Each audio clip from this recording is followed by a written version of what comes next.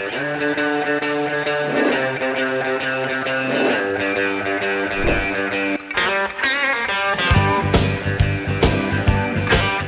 tal, amigos de Contracara? Bienvenidos al programa en esta nueva emisión. Martín, ¿cómo estás? ¿Qué tal?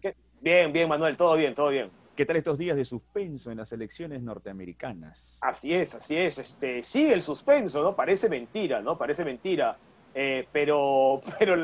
Digamos, están contando en algunos estados de una manera bastante lenta y desde la cancha republicana están muy nerviosos. Pero Nevada, parece. por ejemplo, ¿no? Falta.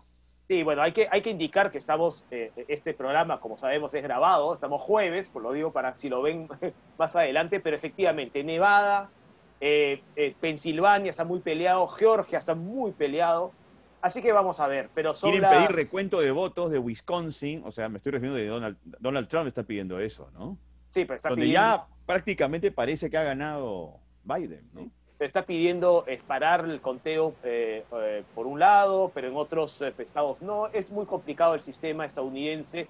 Yo diría, Manuel, si me permites, incluso un poquito arcaico en el siglo XXI, ¿no es cierto? Bueno, a ellos les funciona, ¿eh? Eso es algo que es importante también señalarlo. Hay una concepción política, teórica, que es que con este sistema, supuestamente, ellos quieren evitar, al menos era lo que pensaban los padres fundadores, evitar que los sectores con mayor población sean los que monopolicen, a fin de cuentas, las elecciones. Ya, pero eso pasó hace 100, 200 años, ¿no? Entonces ya tienen que ir adecuando un poco la Dile a situación, ¿no? ellos, viejo. O sea, ellos ni siquiera quieren cambiar la constitución y acá la quieren cambiar. acá la cambiamos, ¿no? Pero Y no pasa nada porque el país sigue igual. acuérdate de Florida en el 2000, ¿no? Y parece ser que en algunos estados la cosa va a estar peleada y yo diría que no vamos a tener a ninguno de los dos candidatos que admitan alguna derrota, ¿no? O por lo menos no lo veo en el caso de que sea Trump, ¿no? Que ha estado tuiteando muchísimo, acusando de fraude. Increíble, ¿no? En fin. Sí, la institucionalidad norteamericana es lo suficientemente fuerte Eso como sí, para poder, ¿no? eso sí. Dejar de lado cualquier rabieta o pataleta de alguien. Eso sí, es bien importante lo que dices, porque podemos criticar el sistema electoral, pero las instituciones estadounidenses son muy, muy fuertes y creo que ahí hay el mismo respeto de un lado que del otro, ¿no? Hay una Corte Suprema que dice algo y sencillamente se hace y punto. Ya, Se cuidado que Trump quiere llegar justamente a la Corte Suprema, al Sí, Tribunal pero Supremo, no creo que se porque dejen hay. sorprender pues por una pataleta, ¿no? No lo sé. Vamos Ya a le ver, dijeron vamos a que ver. no, o sea, que iban a esperar. Vamos a ver, vamos a ver. Oh, pero en fin, Todo puede pasar, Manuel. Sí. vamos viendo. Bueno, Martín, hoy día tenemos una sesión interesante Sí, sí, con dos académicos de lujo, Juan así es. Biondi y Eduardo Zapata, Sí. dos semióticos importantes en el país, que además, ojo, Eduardo Zapata enseñó muchísimos años en la Facultad de Comunicaciones, en la carrera de Publicidad, el curso de semiótica, es un referente académico, es un referente docente, y con ellos vamos a compartir un tema que es muy actual, ¿no? Los jóvenes, los cambios que se vienen sucediendo en el cerebro de los jóvenes a partir de la influencia de las tecnologías. Y no quiero adelantar mucho lo de la entrevista. Tiene un Sí, libro publicado acá en la UPC, así es. Nómadas Electorales, No que quiero adelantar mucho, a decía, partir de ahí pero se infieren muchas cosas interesantes. siempre solemos achacar a los jóvenes grandes problemas, que no leen, que la tecnología. Y yo creo que ambos, Biondi y Zapata, de alguna manera desmitifican eso, ¿no? Y yo creo que va a ser muy interesante escucharlos porque tienen muchos argumentos respecto a eso, ¿no? ¿Te parece si los escuchamos ya? Empezamos. Vamos directamente a la entrevista. Mi amigo de Contracara, tenemos ahora el placer, el gusto de contar con dos académicos de lujo, como son Juan Biondi y Eduardo Zapata, ambos semiólogos. Con ellos vamos a conversar sobre los retos que tienen los profesores, los retos que tiene la institucionalidad en general de cualquier país para poder afrontar una nueva realidad que tiene que ver con nuestros jóvenes. Los cerebros cambian a partir de un contacto con las nuevas tecnologías de la información. Pero antes de eso, lo que quiero es presentarlos formalmente, tanto Juan Biondi como Eduardo Zapata Han enseñado muchísimos años en la Universidad Católica, en la Universidad de Lima. Eduardo Zapata ha enseñado en la UPC, muchos años en la Facultad de Comunicaciones, específicamente en la carrera de Publicidad, enseñando el curso de semiótica. Pero además ellos han sido y son autores de libros muy interesantes sobre semiótica, como La palabra permanente, Derribando muros, Nómades electorales, que es una publicación que la trabajaron con la UPC, y próximamente ya tienen otro proyecto, ya nos hablarán de eso, si no me equivoco, Semiótica de las Cosas. Eso ya nos lo explicarán tanto Eduardo como Juan. Pero le damos la bienvenida, Eduardo, Juan, ¿cómo están? Bienvenidos. ¿Qué tal? Bienvenidos, Juan, bienvenidos. Hola, gracias. Hola, Buenas tardes. hola Martín. Hola a todos. A ver, Buenas tardes. la primera pregunta que queremos formularle parte de una situación muy especial, que es que los padres de familia, los profesores, muchas veces se desesperan porque encuentran en sus alumnos, en sus hijos, aparentemente una falta de atención. Y de pronto los diagnostican los psicólogos, déficit de atención y una serie de cosas afines. Sin embargo, lo que tenemos también como algo muy puntual es que las tecnologías se han convertido en un factor de gran influencia. ¿Ustedes cómo lo están percibiendo desde su punto de vista, desde el trabajo que han venido realizando durante todos estos años? Bueno, mira, Manuel, es cierta y legítima la preocupación que tiene una persona adulta al ver a sus hijos prácticamente no quietos, ¿no? Ni frente al aparato ni fuera del aparato. Pero es que, en realidad, tú ya lo has adelantado, los cerebros son plásticos y así como la imprenta particularmente, bueno, ya antes la escritura alfabética, pero la imprenta particularmente, formateó el cerebro de una determinada manera. Lo mismo está ocurriendo hoy día, o sea, no hay manera de negarlo, ¿no? Con la electronalidad, es decir, estos bichos diabólicos, como lo llaman, y el cerebro. Es decir, la electronalidad ha instalado un software, una manera de producir sentido, un modo de cognición diferente a aquel que había dibujado la imprenta, la cultura del libro, la alfabetización masiva. Entonces, es cierto, puede preocupar a alguien que no haya reparado en una cosa fundamental, en dos cosas fundamentales. Subrayo, el cerebro es plástico, y subrayo una cosa que puede parecer difícil, pero no lo es. Antes, los que habíamos crecido en la cultura del libro, teníamos un pensamiento que era un pensamiento sucesivo y lineal. ¿Por qué? Porque la escritura fonética implica eso, sucesividad. ¿No? 1, 2, 3, P, E, R, O.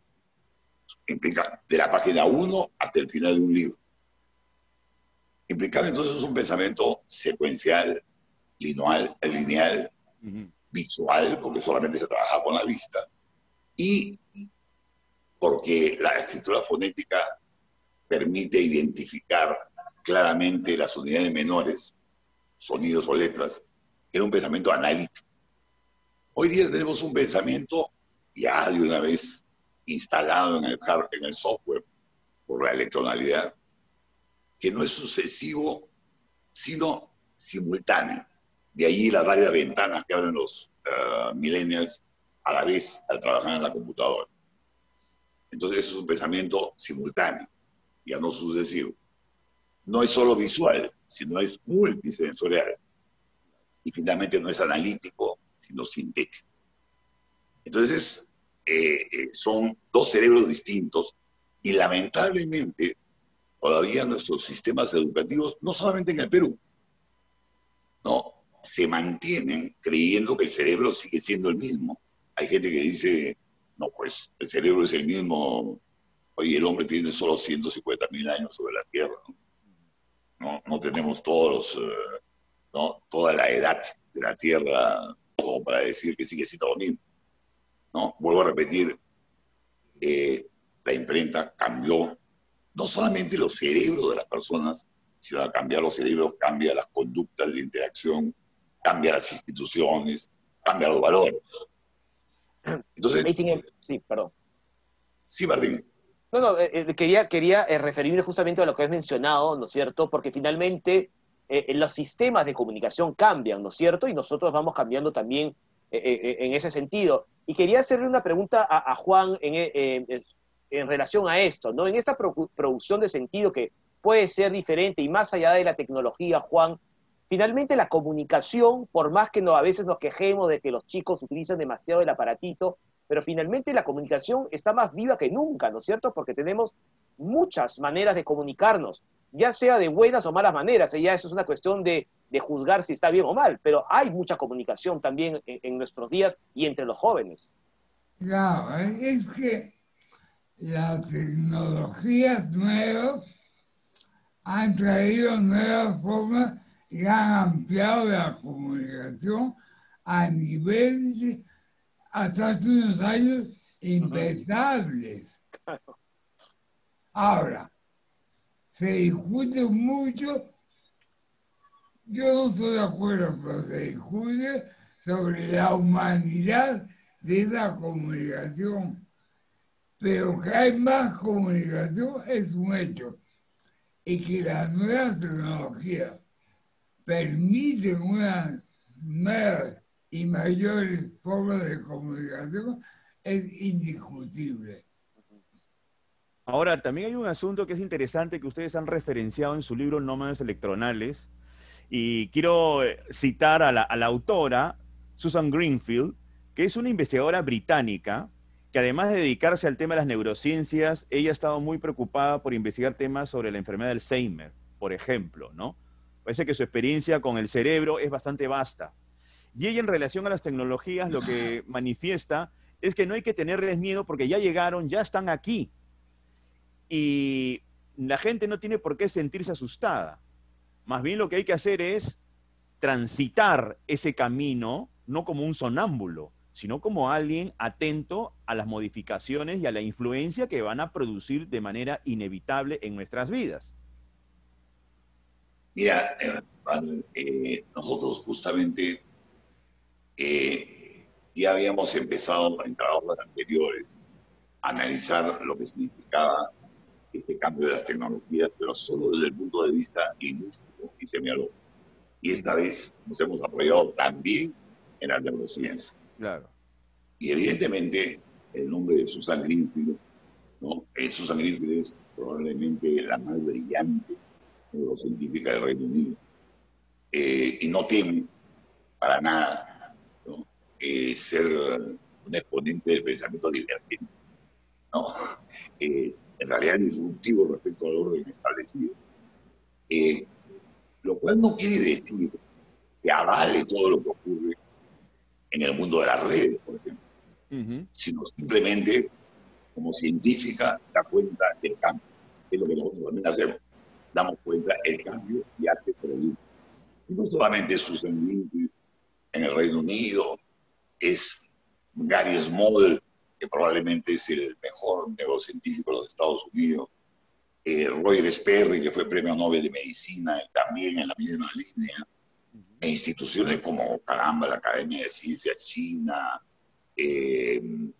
la University College of London, en fin, la Universidad Northwestern.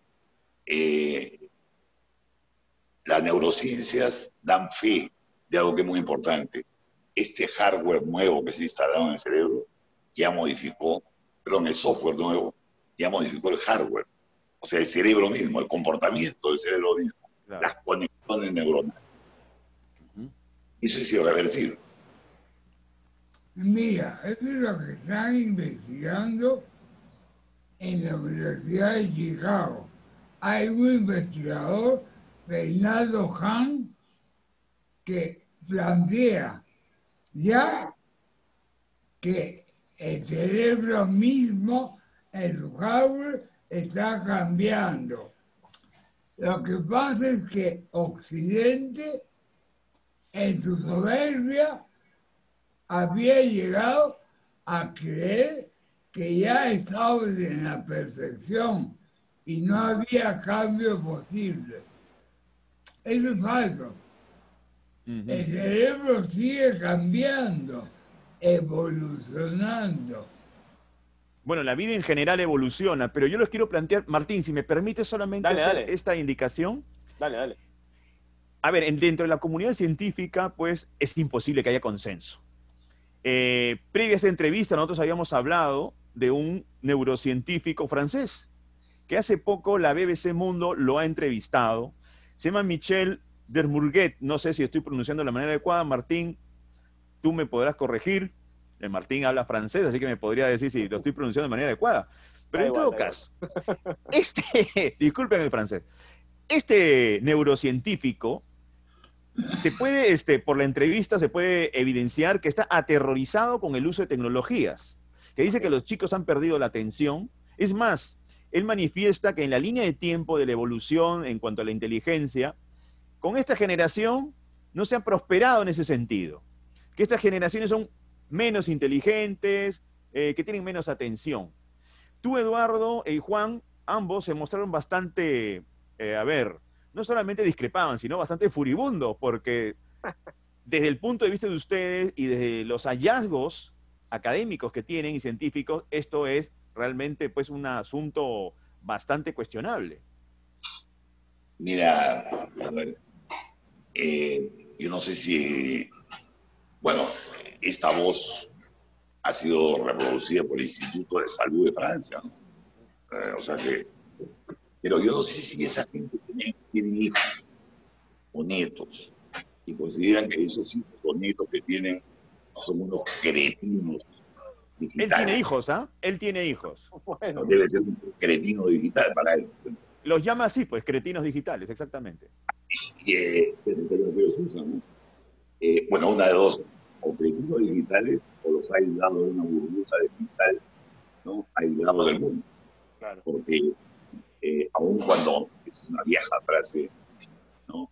Aun cuando uno no vea televisión, participa de una sociedad donde la televisión entrecruza todas nuestras conversaciones y toda nuestra vida. Hoy día ocurre con las nuevas tecnologías. Todo ello prohibido. Además, estos señores en realidad son fascistas, porque hasta proponen, hasta los 6 años los niños no deben tener contacto, ¿no?, con el mundo electoral. A partir de los 6 años pueden ver dibujos animados en compañía de sus padres. Oye, yo creo que ni Stalin. ¿No? Francamente, además, curioso, porque para hacer esta afirmación de cretinazgo generacional utilizan el IQ. El IQ fue un instrumento creado para medir a los anteriores. Claro. Si hoy día, por ejemplo, y estoy hablando de puras neurociencias, qué sé yo, Sperry, Macron, hablan de precisamente un aumento de la materia gris, un aumento de la capacidad de las personas en el neocórtex para discriminar información, porque evidentemente están sometidos a una mayor cantidad de información. Entonces, yo no sé, a mí me da la impresión que eso es más un grito desesperado de alguien que ha perdido un mundo que realmente una apreciación científica. Y eso complemento lo que dijo Juan hace un instante. Juan dijo, yo no estoy de acuerdo, lo dijo poco tímidamente. No, yo creo que, oye, el que es científico, puede no gustarme a mí, esta generación. Que sé yo, porque a mí me gusta leer. Pongo un ejemplo, García Lorca. Pero no puedo pretender que a García Lorca le guste hoy día a todo el mundo. Que sé yo, Cervantes, ¿no? En fin. Entonces creo que el utilizar el IQ para decir que se han embrutecido todos, ¿no?, francamente es un criterio poco científico, porque es un instrumento que estaba hecho para medir a otros seres, ¿no? Con otro software y otro hardware. Ahora, que ha habido un cambio es evidente. Y que ante los cambios profundos, hay miedo, siempre lo ha sido. Y yo, ejemplo en el arte.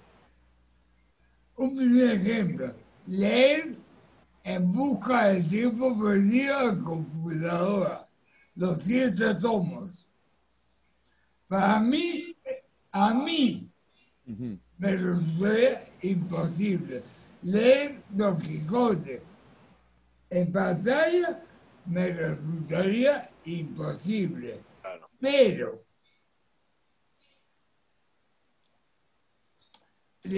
también leer Ulises de Joyce en pantalla, yo no sé, estoy hablando personalmente, yo no sé que haya quien lo pueda hacer.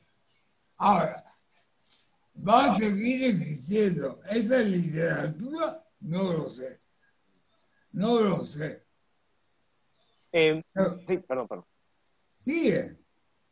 No, yo quería plantear lo siguiente, porque en su libro Nómades Electronales, en el que hablan mucho sobre los jóvenes, y además hay una parte que a mí me gusta particularmente, y es en relación a los prejuicios y a los perjuicios, ¿no? Y justamente sobre la lectura, ¿no? Y hemos hablado de la tecnología, y uno de estos prejuicios es que, y entre comillas, que la computadora nos deja leer menos. Y yo reflexionaba como docente y además como consumidor de lecturas a través de Internet o de encontrar lecturas a través de Internet, y es que justamente la tecnología lo que me ha permitido es tener muchísimo más acceso a lecturas. Y lo que decíamos antes, eso no significa que todo lo que lea me guste. Entonces, Eduardo, eso claramente es una afirmación que es falsa, ¿no? Es inflacionaria, para usar una palabra que no usamos Claro. mucho. No, que carece de referente.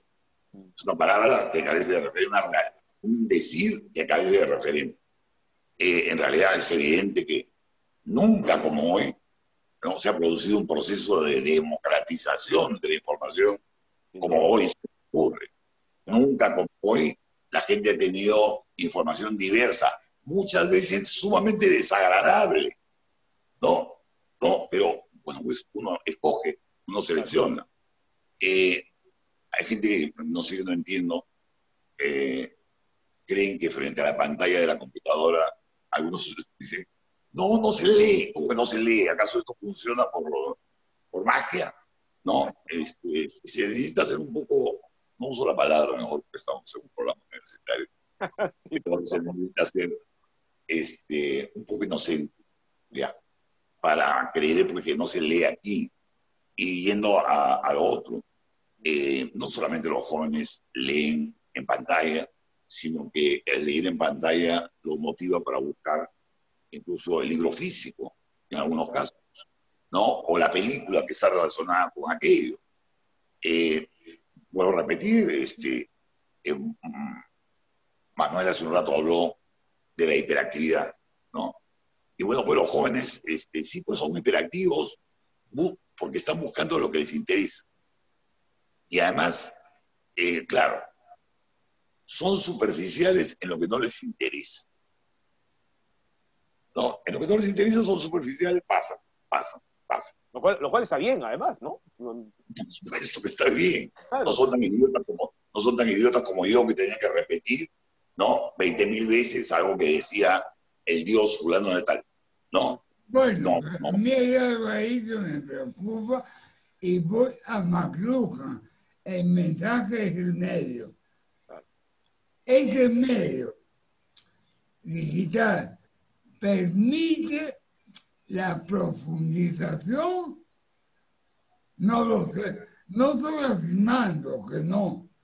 Me pregunto siempre si un medio como ese permite profundizar en lo leído tal y como lo permite la escritura impresa. No lo sé. Tengo dudas. Bueno. Entiendo que es práctico. Entiendo que la lectura es útil en computadora y sirve para fines prácticos, pero pregunta, ¿sirve para fines profundos? ¿Lleva a una reflexión profunda? No lo sé. Ahora, es cierto que hay diversidad de dispositivos, ¿no? Que son más amables para la lectura, ¿no? Los famosos ebooks, tablets, iPads, que además tienen aplicativos que hacen mucho más amable la experiencia. O sea que por Y ahí no creo que haya problema. Es un tema que las nuevas generaciones se adecúan, ¿no? Uno se adecúa, se adapta a su tiempo, pues, ¿no? Lo que te ofrece tu tiempo. Si las nuevas generaciones, no lo sé, les interesa profundizar, no lo sé. perdón, yo me permito completar un poquito la idea, Juan. Yo soy más optimista, porque veo a los jóvenes que cuando les interesa un tema, justamente con esta materia gris acrecentada y acrecentada su creatividad, ¿no? Las habilidades blandas y el pensamiento divergente. Cuando les interesa un tema, profundizan. Yo solamente pongo como ejemplo temas como el medio ambiente, temas como el tema de género, miren, están de moda. En fin, una serie de temas han sido puestos hoy en la agenda mundial por los jóvenes. Por los jóvenes. No por nosotros, los de la generación bastante anterior. Lo que No, también utilizan mucho los jóvenes hoy, Eduardo, son, por ejemplo, los famosos emoticones, ¿no? Que se comunican a través de los emoticones. Y sin embargo, digamos, para la especie humana no es algo realmente extraño. Lo que es extraño es que estén pintados de amarillo, tal vez. Pero estamos volviendo a la época de los jeroglíficos egipcios o de las pinturas rupestres, por ejemplo, ¿no? A que se comunicaban así.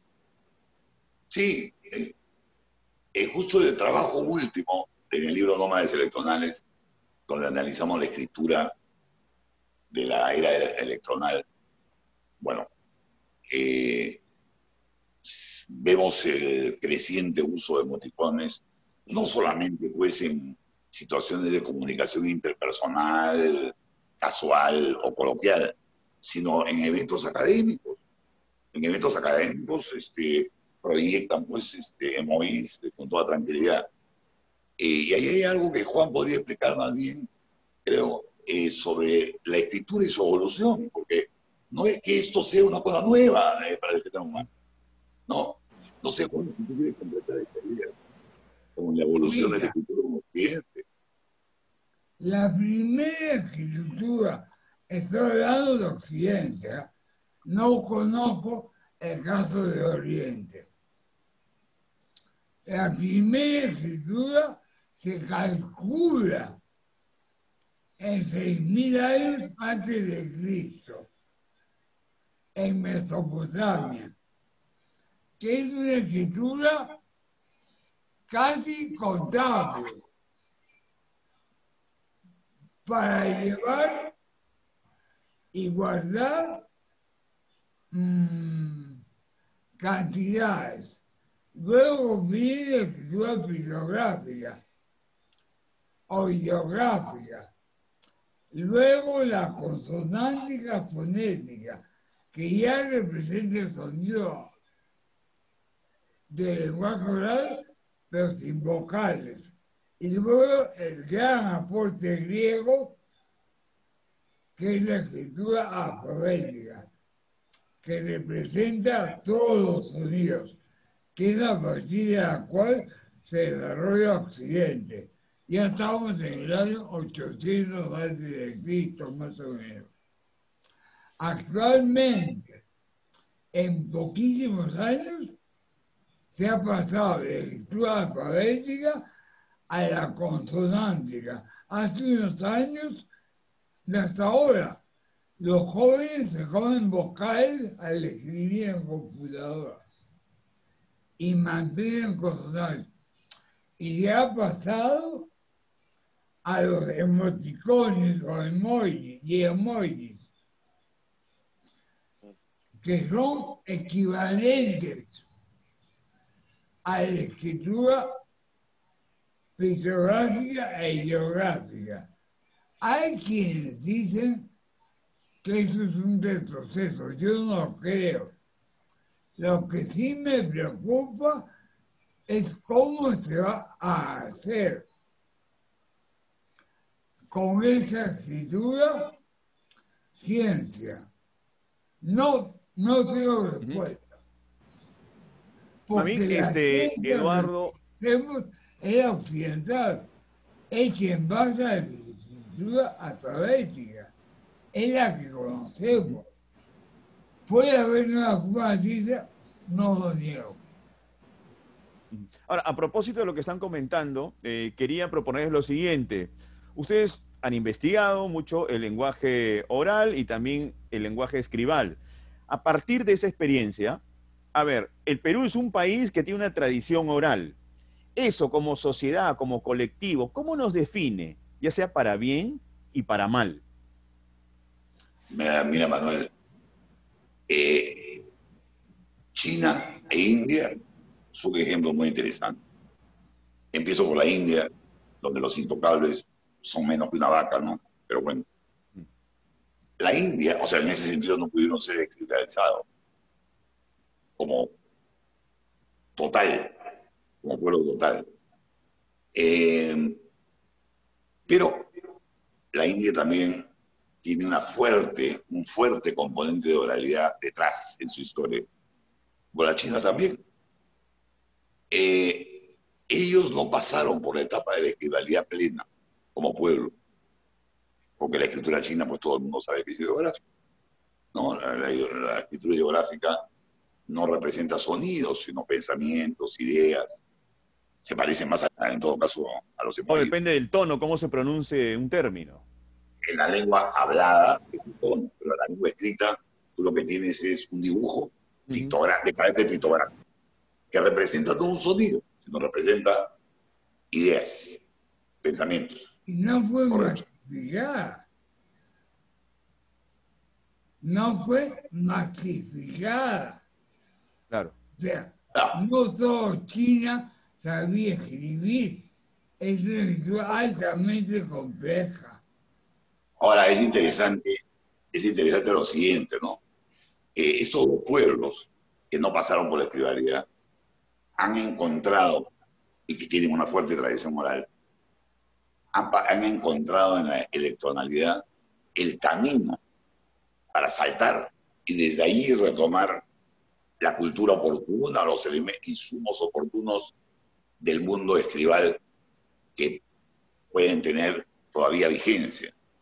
Es interesante el caso de China, donde, bueno, pues todo el mundo sabe que no precisamente de buenas maneras, pero el buen Mao, ¿no?, pretendió a puntapiés que la gente, que los chinos aprendiesen marxismo, leninismo, maoísmo. Pero bastó con que Deng Xiaoping diese un giro y dijese el famoso dicho, no importa de qué color es, ¿no?, el gato, sino lo que importa es que case ratones, y abriese, ¿no?, el mercado. Y bueno, pues se acabó el marxismo. Se abrió el capitalismo, al claro, menos para el se exterior. Después de 50 años de agarrarlos a patadas a los chinos, ¿no? Con marxismo, leninismo, maoísmo. O sea, eso demuestra que esas sociedades, pero lo mismo pasó acá con Sendero Luminoso. Exacto. Una doctrina escribal que no penetra como tal. Es una doctrina, además, rígida. Claro, rígida, pero como todo fundamentalismo, no sea liberalismo, sea marxismo, Es más, acá tengo una copia de un libro que ustedes sacaron en el año 89. Sí, es un análisis bastante completo, ¿no? El discurso de Sendero Luminoso contra texto educativo. Ahí lo que ustedes planteaban era justamente lo que estás manifestando, ¿no? La rigidez de Sendero Luminoso fue, digamos, uno de los limitantes que tuvieron, felizmente. Claro, a pesar de como lo explicamos en el libro, ellos conscientes de que la doctrina marxista, el leninista y el pensamiento Gonzalo, que es inexistente, es una frase publicitaria.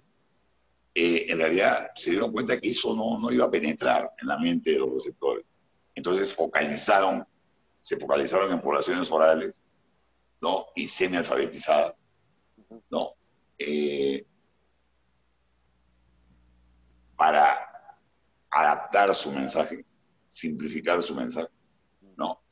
E incluso hacer de la acción armada un instrumento de pedagogía, que no tenía valor en sí mismo, ¿no? Ellos no estallaban una bomba con fines militares.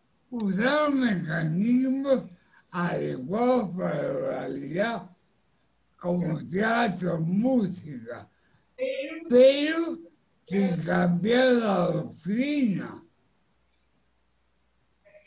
En eso estudió mucho el gran lingüista que ya murió, Alfredo Torero, que entendió muy bien.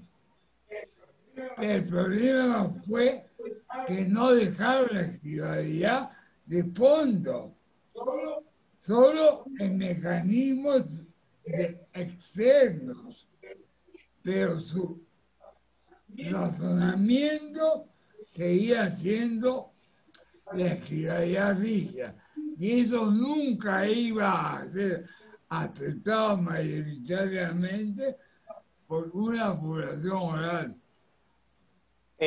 Juan Eduardo, antes el tiempo nos va a vencer en cualquier momento, pero quería hacerles la siguiente pregunta. En sus estudios sobre lingüística y sobre lo que ocurre con los jóvenes, ¿cómo les ha ayudado a ustedes como docentes universitarios para analizar justamente la nueva comunicación en los jóvenes? ¿Haber tenido ese contacto en las aulas los ha ayudado en su proceso de investigación? Bueno, empiezo yo, si quieres. Yo siempre he pensado que en realidad un profesor de verdad debería pagar, lo digo ahora porque ya no estoy en la universidad, debería pagar a la universidad, porque un profesor de verdad va y aprende de los alumnos. Sí. Al menos eso he sido toda la vida me apuesta. ¿No? Yo entro a un aula y entro no a enseñar, sino a aprender. ¿No? Tampoco a esta cosa, no me gusta esta guachapería de vamos a construir juntos el conocimiento, eso me parece esta guachapería. No, en realidad, no. Que el profesor es un facilitador, eso también me parece una ridiculez. El profesor conoce algo, el alumno también conoce otro algo e intercambiamos conoceres, ¿no? Y particularmente en mi caso yo he aprendido mucho de los estudiantes y por eso me he mantenido en la docencia feliz y contento toda mi vida. ¿No? No, además porque tengo una mentalidad muy abierta, ¿no? O sea, no me desespera el alumno que se para, no. Eso sí, si sale del aula para contestar el teléfono de la llamada de su enamoradita, bueno, pues no vuelves a entrar, ¿no? O sea, si vuelves a entrar, te aviento por la ventana. Amigos, ¿no? Tenemos 4 minutos. Juan, yo sé que quieres añadir algo allí, por favor, antes de que el tiempo se acabe. Yo no tengo la experiencia de Eduardo, porque yo hace ya muchos años tuve isquemia y dejé de enseñar. Mi última enseñanza ha sido todavía con alumnos no millennials, en realidad. Ahora, más bien, 2 preguntas finales. Sí. Dos preguntas finales para poder cerrar. La primera, que tiene que ver con Umberto Eco. Umberto Eco ha sido profesor de ustedes cuando hicieron el posgrado en la Universidad de Bolonia. Y Umberto Eco le tenía miedo a todo aquello que tendría que ver con las nuevas tecnologías, con el Internet. Es más, tenía adjetivos muy fuertes. ¿Cómo ustedes, como exalumnos de él, pero los últimos años, los últimos años... mucho en los últimos años. En la época en que era nuestro profesor, que era antes de que publicara El nombre de la rosa, era muy abierto a lo nuevo. Es al final que resulta para mí irreconocible, con temor y crítica contra lo que él mismo había afirmado años años antes. Eduardo, ¿tú quieres finalizar? ¿Qué impresión Sí, tienes de tu ex profesor en sus últimos años, ¿no? Como bien Juan ha señalado. sí, yo creo que hay dos momentos en esto, ¿no? En Apocalípticos e Integrados, por ejemplo, específicamente dice, pero está hablando de los efectos de la televisión, y dice, un nuevo hombre ha nacido, ¿no? Del cual es difícil, ¿no? Dibujar sus confines, cómo la sociedad va cambiando, ¿no? Hombre va cambiando y es difícil arriesgar una opinión definitiva, ¿no? Sin embargo, en los últimos tiempos, escribe una cosa sin llegar a calificar de cretinos a los millennials, Sí, pues. descree, ¿no? Descree de, de lo que ocurre culturalmente en las redes, y yo también en parte, pero creo que justamente el reto es que tenemos que encontrar una manera de conciliar la manera de enseñar. Mira, en Apocalípticos, sin computadoras todavía, él llega a decir que hay que crear nuevos modelos éticos pedagógicos, que los antiguos ya no funcionan. Ya Sí, ese es un avance. Sí. Pero años después, alabar lo antiguo y criticar lo moderno, no entiendo. Eduardo, Con eso, Juan, con eso nos quedamos. ¿cómo nos quedamos? Terminamos, les agradecemos mucho. Muchísimas gracias, Eduardo y Juan. Gracias. Un Saludos fuerte para abrazo para ambos.